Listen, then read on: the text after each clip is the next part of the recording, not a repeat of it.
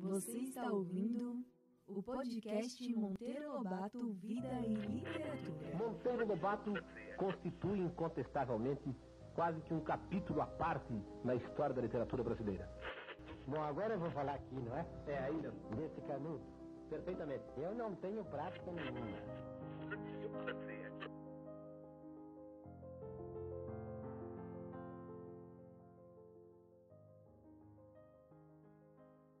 Monteiro Lobato nasceu em Taubaté e é um dos escritores mais emblemáticos do nosso país. Considerado o precursor da literatura infantil brasileira, é autor de diversos livros desse universo, além de diversas fábulas e obras adultas. Dentro da escrita, ele foi um grande revolucionário. Além de escrever sobre causos do dia a dia com uma sutil crítica social, ele ainda era um defensor de uma escrita pouco formal, alegando que a língua não poderia ser dirigida por uma regra, pois possuía uma evolução natural. O que algumas pessoas podem não saber é que o escritor também se desenvolveu em diversas outras frentes para além dos livros. Uma rápida curiosidade sobre o autor é a respeito do seu nome de nascimento, que era José Renato Monteiro Lobato, mas, após a morte do pai, queria usar a bengala deixada por ele, que tinha as iniciais JBML gravadas, e por isso mudou de nome para que as suas iniciais ficassem iguais às do pai, e desde então passou a se chamar José Bento Monteiro Lobato. E antes de eu emitir uma opinião, eu penso nas consequências. Vamos humanizar um pouco mais essa figura histórica do nosso país? Conversamos com Ângelo Rubim, que é redator e criador do Almanaque Urupês, site de artigos relacionados a notícias e expressões que atravessam Taubaté, cidade natal de Monteiro Lobato. Ele nos contou um pouco sobre o que leu ao longo desses anos sobre a infância e personalidade de Monteiro. Tudo o que eu conheço, tudo que eu li sobre a biografia do Lobato revelam assim momentos muito difusos e até mesmo muito pouco aprofundados sobre a infância dele, ainda mais sobre a personalidade. Tudo indica que a sua primeira fonte de conhecimento foi a biblioteca do Visconde, que era uma biblioteca compartilhada, tá? Não era só do Visconde de Tremembé, era uma biblioteca compartilhada com a do Dr. Monteiro, que era filho do Visconde de Tremembé e era uma espécie de sabe-tudo sobre o conhecimento universal. Mais do que o próprio Visconde de Tremembé, o avô do Lobato, o Dr. Monteiro era um ávido consumidor de informação. Lamentavelmente, também a sua biografia é muito pouco conhecida, mas eu reitero, tudo indica que o que se tornou futuramente a Biblioteca do Visconde do Sítio do Pica-Pau Amarelo foi uma influência direta, na verdade, do que o Lobato tinha de contato na sua infância. Não há ainda dados muito robustos sobre a primeira década da vida de Lobato. A partir da sua saída de Taubaté para estudar em São Paulo é que começamos a ter algumas informações mais consistentes sobre a sua personalidade, né? Sobre a atuação profissional, inclusive sobre a sua atuação política. Mesmo com poucos dados, nós podemos observar que em sua infância, a influência de seu avô Visconde e seu pai Monteiro foram muito importantes em sua vida, e a presença do avô cresceu ainda mais quando ele assumiu a tutela de Lobato, logo após a morte precoce dos pais.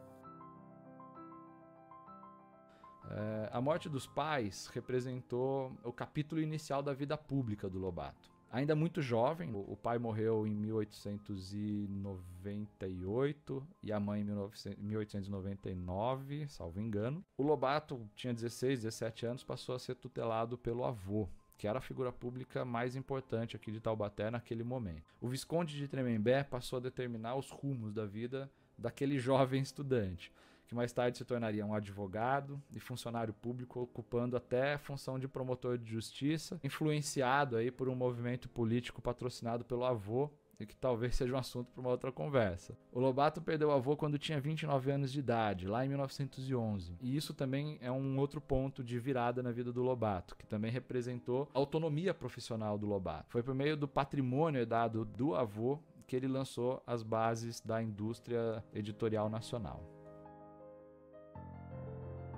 Podemos ver até agora que o destino da vida de Lobato seguia o rumo normal de um jovem de família tradicional, porém tudo mudou quando ele escreveu uma carta intitulada Velha Praga ao jornal O Estado de São Paulo, a respeito das constantes queimadas praticadas pelos caboclos em suas terras.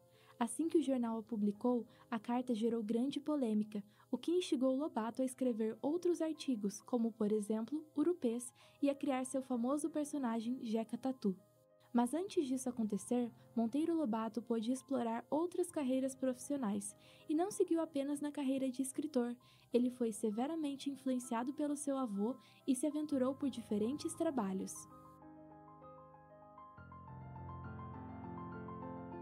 Antes dele se lançar como escritor, ele foi promotor de justiça e atuou como advogado em alguns casos na cidade de Taubaté, de Tremembé, em Areias, enfim. A partir de 1911, com a morte do Visconde, ele se tornou um administrador dos negócios familiares ali, né, dos negócios da fazenda, que era a fazenda Buquira. O Lobato, então, até aquele momento, enquanto ele preservou a posse da fazenda Buquira, ele transitou pelas profissões que eram determinadas pelo avô. Quando ele era jovem, ele pensava em estudar belas artes, mas por causa do avô ele foi obrigado, ou melhor, ele foi obrigado pelo avô a estudar direito, né, e a atuar depois profissionalmente nos casos que interessavam justamente ao avô. Ao mesmo tempo que isso acontecia, né, essa relação profissional que ele tinha influenciada pelo avô, ele também desenvolvia a sua habilidade de escritor, né? E nesse primeiro momento como um colaborador de jornais. Ele escrevia alguns contos, escrevia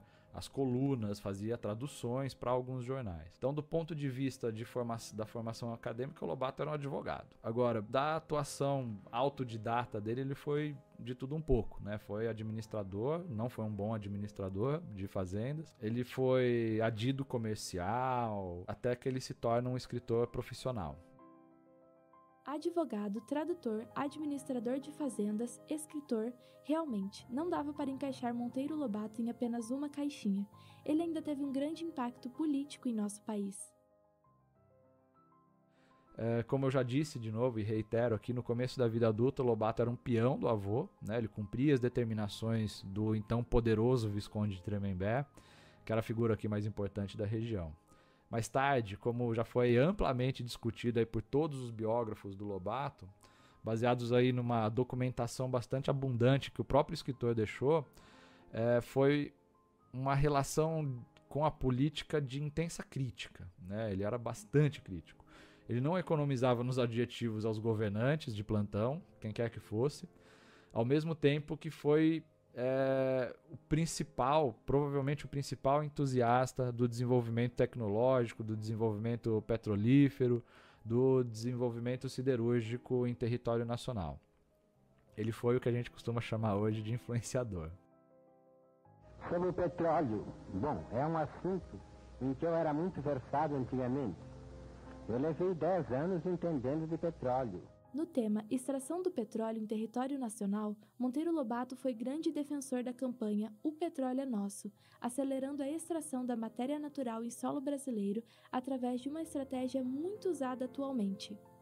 Por meio da propaganda. Olha que legal. Desde muito jovem, o Lobato teve contato com informações sobre o potencial de produção energética em território nacional. A primeira indústria de Taubaté foi uma indústria chamada Companhia de Gás e Óleos Minerais. E o sócio fundador era o avô do Lobato, o Visconde. Taubaté e Tremembé, desde esse momento, desde esse advento dessa indústria, foram alvo de diferentes pesquisadores, sobretudo geólogos, que buscavam essas fontes de energia, uma fonte abundante de energia. O combustível dessa indústria era o xisto pirobituminoso, que era extraído ali em Tremembé e era refinado nessa indústria aqui em Taubaté. O xisto é uma formação rochosa ali que concentra um óleo muito semelhante ao petróleo. Então, por meio de um processamento de alta temperatura, faz-se a extração desse óleo, né, a partir desse mineral, e é um óleo que serve de combustível semelhante ao petróleo. Provavelmente a discussão sobre a existência de petróleo no Brasil era um assunto familiar, tá? Ele devia ouvir isso na casa dele. Então essa foi a primeira influência do Lobato sobre esse tipo de produto no nosso solo. Do que então era uma possibilidade, até que de fato se descobrisse o petróleo no Brasil, foi necessário muita propaganda. E o Lobato foi o principal propagandeador disso. Não à toa, essa era uma das principais habilidades do escritor, só ver como ele vendia seus livros. Além da propaganda, Lobato trouxe o debate do petróleo para dentro de suas obras. Em 1936, publicou o livro O Escândalo do Petróleo, que traz citações como: convenceram os indígenas bocós, inclusive nas bombas de gasolina, de que era absurdo existir petróleo no Brasil. Visando o crescimento do país no ponto de vista econômico com a extração do petróleo, ele defendia com força as provas de que havia petróleo em território nacional. Os posicionamentos de Monteiro Lobato se tornavam cada vez mais enfáticos. Em 1941, durante o governo Vargas, o escritor foi preso preventivamente, acusado de crime contra a segurança do Estado e a ordem social, por supostamente injuriar os poderes públicos e os agentes públicos. Eu levei 10 anos entendendo de petróleo. Eu fui perseguido, estive na cadeia por causa de andar furando a terra. Ao ser perguntado sobre por que Monteiro Lobato foi um preso político, Ângelo Rubim foi sucinto. Porque achavam que ele falava demais.